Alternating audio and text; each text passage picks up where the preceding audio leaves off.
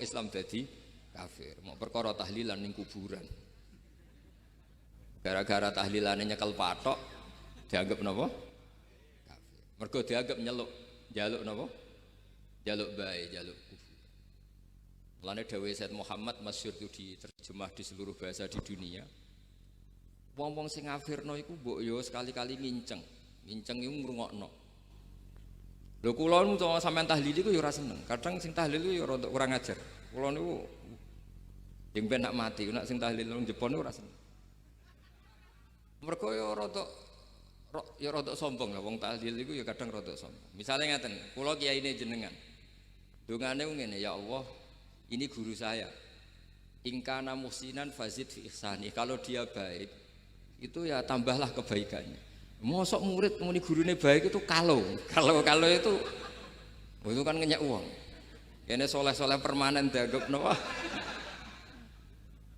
Jadi dongane itu ngeper, ingkana muhsinan fazid fi ihsani. Wa ingkana musian fatajawaz anhu misalnya. Kalau dia orang buruk, kalau beliau orang buruk yang kau maafkan.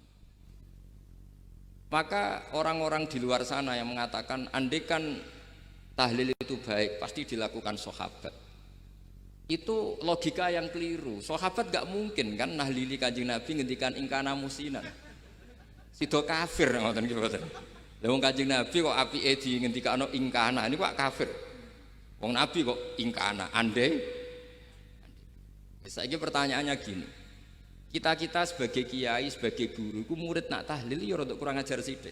Wong gurune kok diomongno ingkana musinan ambek ingkana musian. Nah pertanyaannya gini, lepas dari kowe rada kurang ajar lah. Dalam tahlil itu rada kurang ajar karena nyebut guru ora qad kana musinan tapi ingkana musinan. Maksudnya kalau sampean sebagai murid kan menapa qad kana musinan. Guru saya benar-benar orang baik, bukan ingkana andekan orang baik. Tapi ada satu kepastian bahwa ini tidak minta sama mayit. Jadi tujuan kalau kita minta mayit itu salah sama sekali. Wong kita datang ke kuburan malah memintakan ampunan untuk mayit. Kok iso darani njaluk iku piye? Ya mergo mau didelok kok adoh ketoke ngatong ya berarti njaluk. Lah ya wong fatwa kok mau berdasar inceng-incengan kok adoh niku. Iku ora jelas ya fatwa ini. Paham gitu. Terus jenengan kudu yakin, enul yakin bahwa mazhab kita itu yang benar bahwa tahlilan di kuburan tidak kafir karena tidak minta ke mayit malah memintakan untuk mayit atau memintakan ampunan untuk mayit. Cuma redaksi sing rondok-rondok ngoten niku dikurangi lah. Nak kangge guru niku nggih dikurangi lah, dikurangi. Ya Allah, jenengan Maha Pengampun, kula suwun guru kula jenengan ampuni. Jadi ampun ngangge donga sing teng salat mayit. Nah, sholat mayit itu kan memang ada sanatnya, memang semua bentuknya seperti itu. Tapi nak ning kuburan, kalau betul nanti itu ngotong Mbah Mun ngoten. Ya Allah, ini guru saya, engkau anugerahkan beberapa ilmu, beberapa amal yang manfaat untuk orang banyak. Kula suwun jenengan tampi. Jenengan dat sing Maha Pengampun, jenengan ampuni. Terus betul ngangge ingkana itu. Angen-angen muga aku dadi kiai ini tersinggung. Murid orang ajar, masuk darani gurune apik iku andekan. Ya tapi berhubung ra paham ya alhamdulillah ya do. Tahlil yang Wali Songo ya buanter-banter nganggo mik. Lah sing kene paham ya rada risi, piye? Wali Songo darani ingkana iku piye wae. Dadi niku mareni nggih, mulane kula suwun nak tahlil nyewa kiai sing alim lah ben rada bener, ben rada bener. Tapi ampun nyewa kula mboten purun. Kalau nu gak ada pondok lah, jadi buatan saya masyhur susah diundang orang kecuali yang ada hubungan guru, hubungan sarang. Karena beliau lama sekali ngajar di MGS, beliau Gus Maksum tuh lama ngajar di MGS. Jadi saya itu hanya datang di orang-orang yang pernah khidmah di sarang, terus yang pernah keluarga sepuh. Saya datang ke Jakarta ke Pak Quraisy Shihab itu ya karena Pak Quraisy itu lama sekali bikin diskusi tafsir, akhirnya saya termasuk pengajar di pondok beliau. Jadi faktornya ya hanya karena itu, bukan yang lain. Terus kula suwun nggih, jenengan kedah yakin kalau faham takfiri yang memudahkan mengkafirkan orang lain itu faham yang salah, karena itu bahaya. Terus bahaya kedua secara fikih. Secara fikih itu nanti repot. Kalau nanti di salah satu seminar itu sudah mau zuhur, ketemu satu narasumber yang gampang mengkafirkan orang. Itu separuh masjid, kebetulan mereka banyak yang bisa ngaji itu terus gak sholat zuhur. Gak sholat zuhur. Tanya sama mereka, lu kok gak sholat zuhur ini sudah masuk waktu? Kan sholat hanya wajib untuk orang muslim, kita akan kafir. Ya karena dikafirkan tadi kan, kalau kita akan dikafirkan. Akhirnya gak kafir, sholat. Efek dari mazhab itu panjang. Kalau betul faham mereka itu betul, berarti yang sudah kafir, orang kafir itu wajib sholat enggak kan? Itu malah panjang kan, karena terus menjadikan orang Islam tidak nopo, tidak sholat. Nanti ke masjid tidak boleh, orang kafir nggak boleh masuk masjid. Itu efek fikihnya panjang. Jadi kalau suwon mazhab Abil Hasan apa Asyadzili niku dipegang. Nah itu madhab beliau itu implementasinya di teng kitab Hikam nih. Karena Hikam itu putu murid yang paling bisa mengimplementasikan, menjelaskan cara pandang madhab Abul Hasan apa Asyadzili sing dados thariqah napa Syadziliyah. Terus ketiga, itu cara pandang itu detail. Detail itu jelimet. Mesti sampean ora kepikiran. Misalnya begini. Ketika ada orang salah jenengan marah, itu sebenarnya karena salahnya apa karena hal yang lain? Normalnya orang itu berpikir karena salahnya, itu keliru cara Abul Hasan Asyadzili. Pasti kamu marah itu karena ada hal lain. Misalnya kayak pembantu, elek, kriting, mecahno gelas, mesti langsung gua ngamuk. Alasannya mecahno gelas. Tapi nek sing mecahno iku wong ayu, kowe iso ngamuk. Kowe iso ngamuk wong ayu. Mecahno gelas lah. Kok gelas lemari, rasa gelas. Sama, kamu janjian sama orang, wongnya nyulayani janji, mesti mbok maki-maki. Katanya jam 10 kok udah datang gini-gini. Nah, tapi kalau yang terlambat itu wong sing ngutangi kowe iso ngamuk orang sing ngutangi kowe. Atau sing terlambat itu komandannya, atasan kamu, atau kiainya.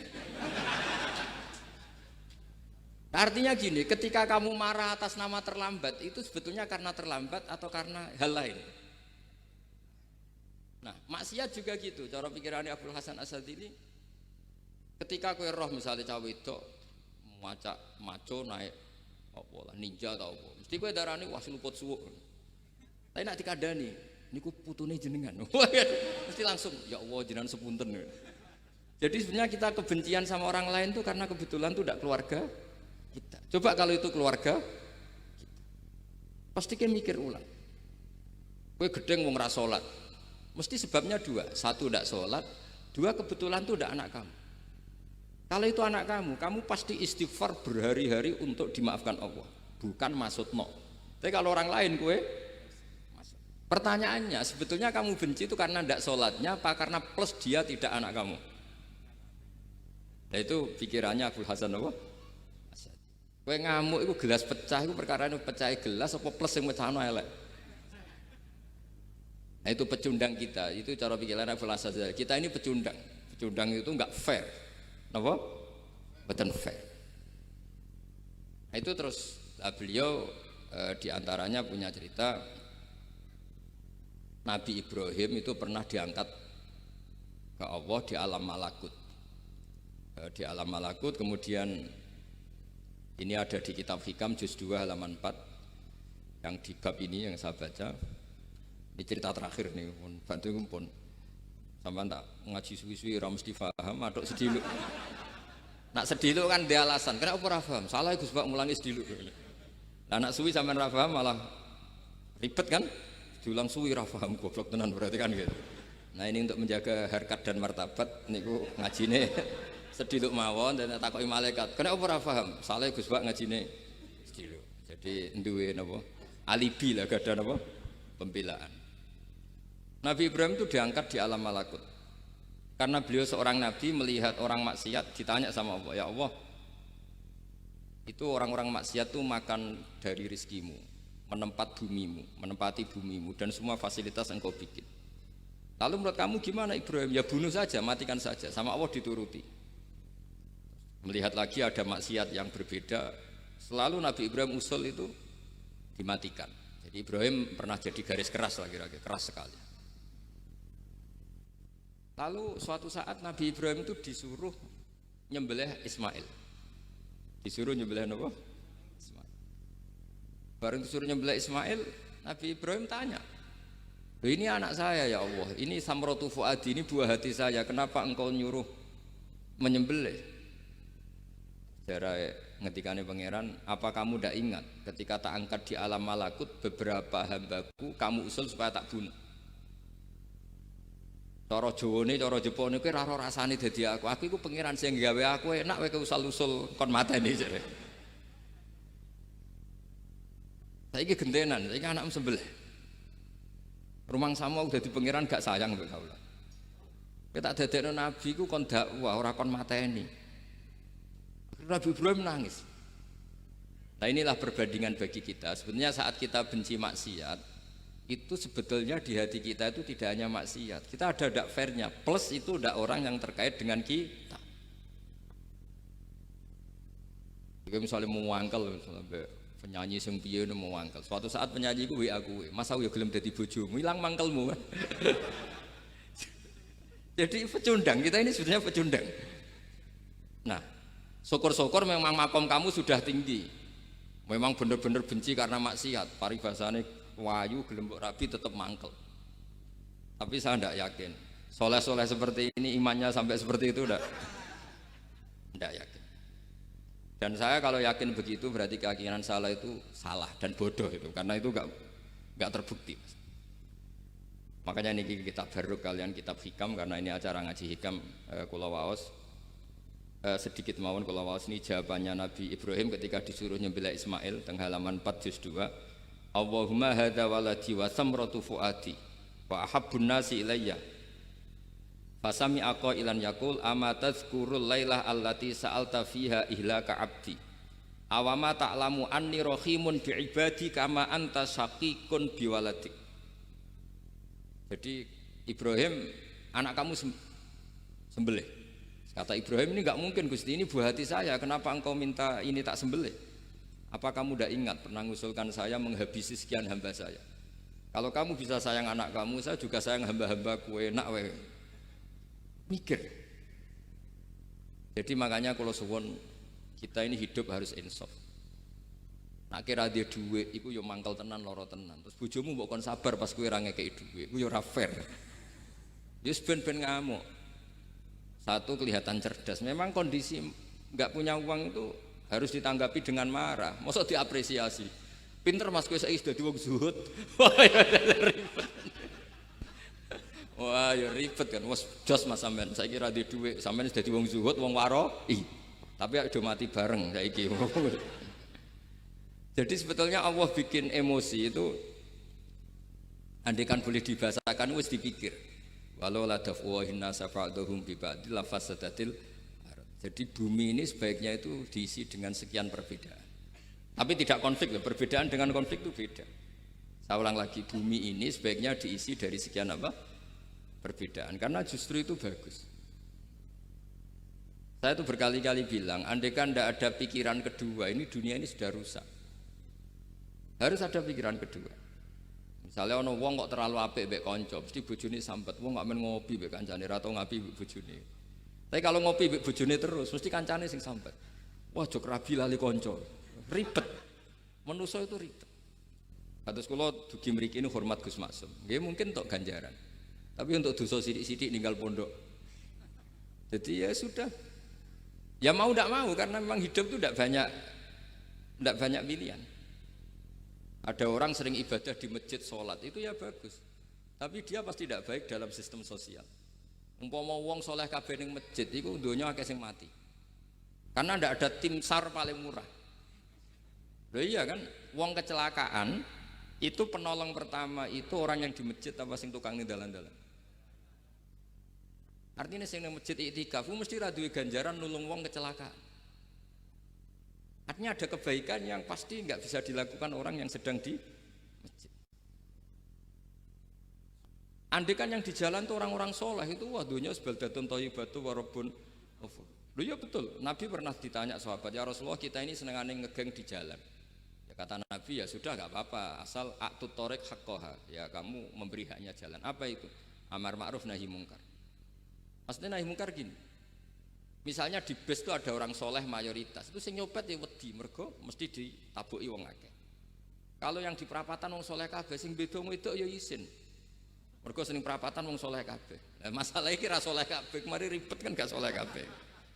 Jadi sebetulnya Indonesia itu aman kalau yang di jalan itu soleh semua, karena perempuan lewat gak diganggu, ada copet gak berani, semuanya aman. Maka di Islam itu menyebut kebaikan itu jumlahnya banyak sekali. Tidak bisa kamu wah hebat-hebat wong sing ning masjid terus, tidak bisa seperti itu. Andai kan semua orang di masjid, nah ono kecelakaan pertama yang nolong siapa? Nah ono wong golek alamat tuh takok sapa kabeh ning jero masjid. Ribet kan? Nah, makanya ini Quran bikin aturan wala taq'udu bikulli siratin tu'iduna wa tasudduna an sabilillah. Yang enggak boleh itu duduk di jalan sambil mengganggu atau mengancam hal-hal yang baik. Tapi kalau duduk di jalan justru membantu hal-hal yang baik, maka ini disyariatkan oleh Islam. Jadi ini kita harus mulai mikir ya. Jadi walhasil ngendikane kitab hikam, bayangkan yang maksiat itu anak kamu, istri kamu. Pilihan kamu itu memaafkan dan minta dimaafkan oleh Allah. Tapi ketika orang lain kamu minta supaya dilaknati Allah, ini tidak fair. Sehingga kita diajari guru-guru kalau minta ampun ighfirli wali walidayya wali jami'il muslimina wal muslimat. Masih dikata wali jami'il muslimina wal muslimat wal mu'minina wal mu'minat. Itu filosofi yang luar biasa, kata jami, semuanya ya Allah engkau maafkan. Bukan keluarga saya tok, siapapun yang berkontribusi terhadap Islam ini engkau maafkan. Begitu juga di muqaddimah khutbah kula suwun harus ditradisikan wala alihi wa sahbihi ajmain. Kata ajmain ini kata pembeda. Mungkin orang baca hanya rutin, tapi kita yang nekuni ilmu, ajmain ini kata kunci. Fa inna ahlas syiah akramu sahabiyan wa ahanu sahabiyan akhir. Tradisi madhab syiah itu apa? Ada sahabat yang begitu dimulia-muliakan berlebihan kayak Sayyidina Ali, dan ada yang dihinakan kayak Abu Bakar dan Umar. Lalu pembedanya dengan ahli sunnah apa? Kita menghormati sahabat wa sahbihi ajmain. Jadi hadhil kalimah kalimatun fariqah. Ini kalimah pembeda. Jadi ajmain buatan kalimah rutin terus ono jimate ono kasiate niku mboten. Kita maklumatkan ke seluruh dunia bahwa madhab ahli sunnah ditandai dengan wa ala alihi wa sahbihi ajma'in. Mulane dawuh Mbah Hasyim wa nukrimu ahlal bait wa nukrimu jami'a ashab Rasulillah sallallahu alaihi wasallam. Jadi wa nukrimu jami'a ashabi Rasulillah sallallahu alaihi wasallam. Ciri utama madhab ahli sunnah apa? Menghormati keluarganya Nabi dan menghormati seluruh, ada kalimat apa? Seluruh sahabat. Jadi kata ajma'in itu kalimatun fariqah atau kalimatul fasl, kalimat yang membedakan mana madhab syiah dan madhab ahli sunnah napa? Itu kalau jenengan ngaji teng Gus Maksum napa teng Kiai Haji Maksum, di antara madhabnya sinten Nabi Ibrahim yang diceritakan Abdul Hasan napa Asyadili, kebencian kepada maksiat, kita semua pasti benci maksiat. Tapi gak fair kan, yang satu kamu laknati, yang satu kamu doakan. Ujung-ujungnya apa? Ada unsur hadun nafsi. Kalau yang terkait dengan jenengan mbok dongakno di sepuro, nah yang enggak ada terkait mbok pasutno. Ini kan tidak fair, padahal sama-sama apa? Maksiat. Kalau suwun polemik tentang ketentuan gimana hukumnya ziarah kubur, ya hukumnya baik karena mendoakan atau memintakan ampun untuk yang mati, bukan meminta sama yang Dawuh Sayyid Muhammad kena ora percaya rungokno. Wong didelok kok ado pancen ya ngeri kan. Patoke diusap-usap. Bariku ndonga, delok kok ado kan iku njaluk kuburan, padahal mayite ngeluh. Ngeluhe perkara mau, kadang nek sing kiyaine rapati iso ngaji sampean ingkana. Wali kok diarani napa? Ya Allah, jika mayit ini, andekan mayit ini baik, maka dan andekan tidak, lu cara kowe dadi mayite. Bocah ora jelas iki. Mayit. Nah, makanya ini cobalah kalau sholat jenazah tidak apa-apa doa itu karena sanatnya seperti itu. Jadi kalau doa guru ya diatur-atur yang baik lah, langsung mawon ya ghafira dzunub wal khotiat gini-gini, saya mohon beliau amal baiknya jangan terima, amal buruknya jangan ampuni, karena guru juga manusia tidak nabi. Boten terus apa? Pakai apa? Pakai apa? Ingkana. Oh, apa? Kita beruk. Nah, mulanya itu setelah peristiwa ini Nabi Ibrahim menghentikan faman tabi'ani fa innahu minni wa man asoni fa innaka ghafurur rahim. Ya Allah, orang yang ikut saya ya pasti bagian dari saya. Artinya harus berhak mendapat syafaat. Tapi orang yang sedang tidak taat sama saya, kula suwun beri hak untuk tobat. Jadi ghafur itu artinya ya kasih waktu lah Gusti untuk tobat. Sehingga umat ini enggak berhenti berharap supaya yang sedang maksiat pun kita selalu berharap suatu saat pasti tobat. Kita berharap la'allahum yarji'un, la'allahum yantahun. Quran sendiri menghadapi orang-orang maksiat masih selalu diberi harapan la'allahum yarji'un, la'allahum yantahun. Ya tentu dengan sekian mauidhah, sekian hikmah, sekian amar ma'ruf nahi munkar. Yang jelas kita sebagai ahlul ilmi ini tidak punya sanad model keras. Karena semuanya ini proses. Sama nggak bisa niru Nabi itu kan dulu perang Gus. Loh Nabi perang dulu itu enak. Enaknya itu Nabi mesti bener, musuhnya mesti salah. Itu Abu Jahal CS. Saiki kowe perang kowe ora mesti bener. Musuh ora mesti salah. Terus kok ape tegas piye oleh tegas wong padha ora jelas. Riyen tegas kan gampang, Nabi mesti bener. Musuhnya mesti salah. Kan penak. Anak sampean, wah sampean masih macake santri ini. Cara tukaran mbek tanggamu ora mesti tak bela. Ya mergo ora mesti bener. Wong bapak anak cerita kula, ana imam masjid sepuh, istiqomah geger mbek pengurus takmir. Ya kadang bener sing canom-nom. Kok imam masjid sing sepuh iku ndekne paling sepuh kudu dadi imam terus jare bapak. Iku istiqomah apa mau digenteni wong liya. Itu banyak alumni sarang, alumni Pelosok Lirboyo nganggur gara-gara sing tua itu mau digenteni. Nah, tapi misalnya kok sing nom ambisi ya salah, wong ono sing sepuh kok sing nom ambisi hidup itu udah banyak pilihan. Artinya gini loh, di wilayah istihad, di wilayah mikir itu potensi salah itu ada. Ya wow, kena abot keluargamu mesti sering ninggal bojo. Nah abot bojo mesti mengabaikan ibu kamu, saudara kamu. Nak ngono sing imbang Gus. Rai-rai pas-pasan wangel imbang. Ndak segampang itu ngelola keseimbangan itu ndak gampang. Karena hidup tuh wakana bena dzalika qawama itu ngukurnya ndak gampang. Misalnya sampean sholat soft awal terus. Ini ada ulama yang kritik meskipun sholat awal paling apik. Kowe iku sapa kok ngarep terus koyok paling bener. Jebule kok ngarep jebule salah. Lah yo kan kuatah. Orang maksa sholat awal terus ning Mekah, jebule salah. Jadi ono juga wali yang kalau sholat itu nggak guri, ditakoki, kenapa kowe sering nggak guri? Aku iku isin. Madhep pangeran kok hebat wae kok ngarep. Banyak juga cara pandang ini karena wilayah istihad. Napa wilayah napa? Wilayah istihad itu kayak iya kayak enggak. Makanya dalam masa misalnya gini contoh paling gampang. Kalau ada boto gaweane wong Rembang cek wong Blora, itu kan sering kena teletong dan teletong itu jadi materinya. Ono sapi ngising ning kono dibaro terus diolah jadi boto. Terus kemudian boto ini jadi masjid. Itu najis apa enggak? Najis kan karena disuci enggak bisa, materinya najis. Itu hanya boleh di mazhab Abu Hanifah. Mazhab Abu Hanifah itu mengatakan alatut tadhir itu 3, air, turab, debu dan anar, api. Alasannya mazhab Abu Hanifah, orang mukmin yang dosanya banyak itu disucikan dengan api neraka. Berarti api itu min alatit tadhir. Sebab itu botol yang sudah dibakar itu otomatis suci.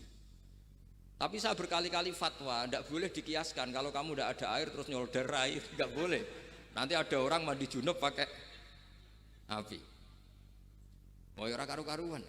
Ya sudah, contoh itu hanya nggo botol mawon, coba praktekno nak wudu ora ono banyu berarti oleh nganggo solder ya ndak.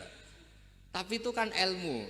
Ilmu itu ya seperti itu akhirnya Beberapa materi yang dari najis asal sudah mengalami pembakaran itu cara madzhab Abi Hanifah dianggap suci, kayak botol, kayak keramik atau peso. Dulu beberapa materinya peso ya kadang ada materi yang najis. Tapi ini sudah mengalami pembakaran, maka dihukumi suci. Mungkin kalau contohnya aja go wudu lah. Semuanya pesan gua aja digo wudu, aja digo mandi junub. Misalnya iwak itu kalau besar cara Syekh Nawawi Banten itu taei dianggap najis karena bentuknya besar. Kayak intikal madzhab Abu Hanifah pun digoreng pun kena api, pun dibakar pun kena api. Jadi berarti pun apa? Suci. Nah itu jenenge madzhab. Jadi madzhab itu orang itu berpikir kemudian kayak iya kayak enggak. Makanya terus ada apa ijtihad.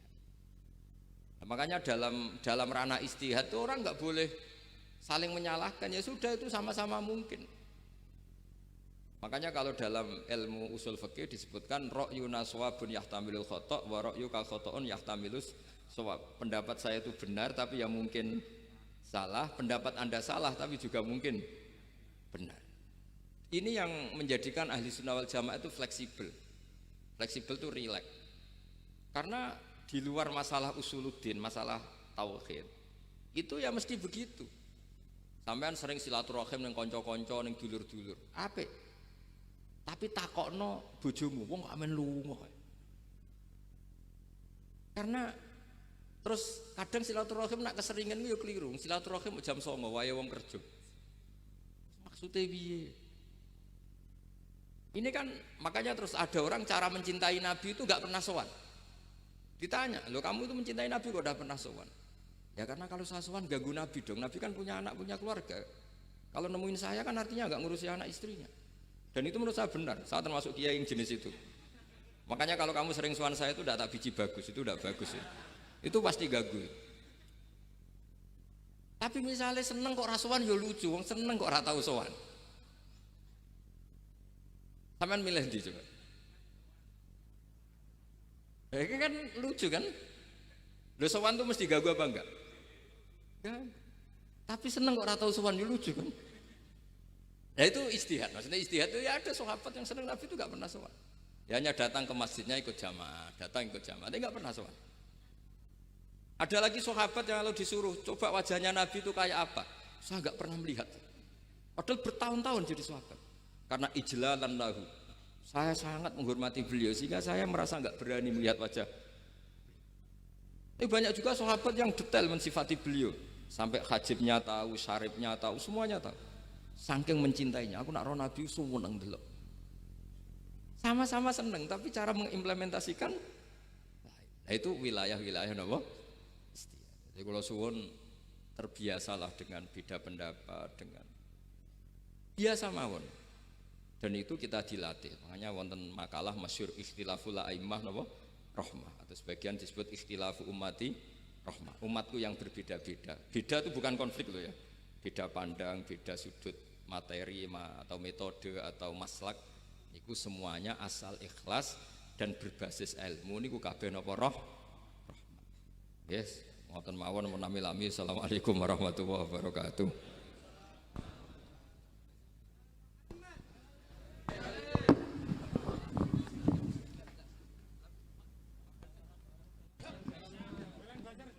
Jalan, jalan.